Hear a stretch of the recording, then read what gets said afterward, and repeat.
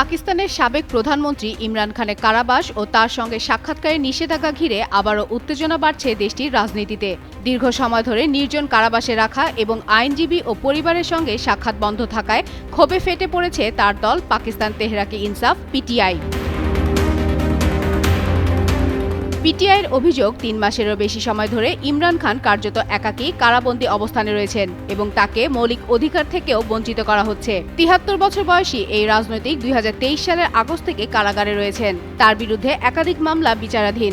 দলের দাবি, পাকিস্তানের সেনাপ্রধান মার্শাল আসিম মনিকে নিয়ে ইমরান খানের সমালোচকমূলক মন্তব্যের পরই তার উপর আরও কঠোর নিষেধাজ্ঞা আরোপ করা হয়েছে। সরকার প্রথমে কারাবিধি লঙ্ঘনের অভিযোগ তুলে এবং পরে জাতীয় নিরাপত্তা হুমকির কথা উল্লেখ করে আগামী ৮ ফেব্রুয়ারি ২০২৬ সাল পর্যন্ত তার সঙ্গে পরিবারের সদস্য ও আইনজীবীদের সাক্ষাৎ বন্ধ রাখার সিদ্ধান্ত নেয়। পিটিআই বলছে, এই সিদ্ধান্ত সংবিধান ও আন্তর্জাতিক মানবাধিকার আইনের সুস্পষ্ট লঙ্ঘন এবং দীর্ঘমেয়াদী নির্জন কারাবাস নিষ্ঠুর ও অমানবিক আচরণে শামিল হতে পারে।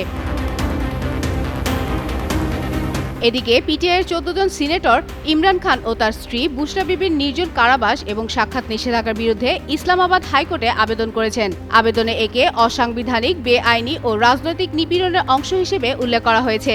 একই সঙ্গে কারাবন্দীদের মৌলিক সুযোগ সুবিধা, বই, সংবাদপত্র, টেলিভিশন ও সাক্ষাতের অধিকারের পুনর্বহালের দাবি জানানো হয়েছে।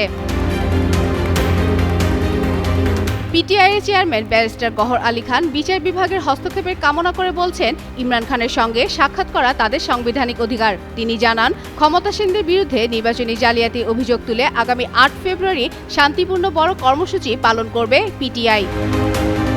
ফাতেমা ফাতেহ জান, যুগান্তর নিউজ।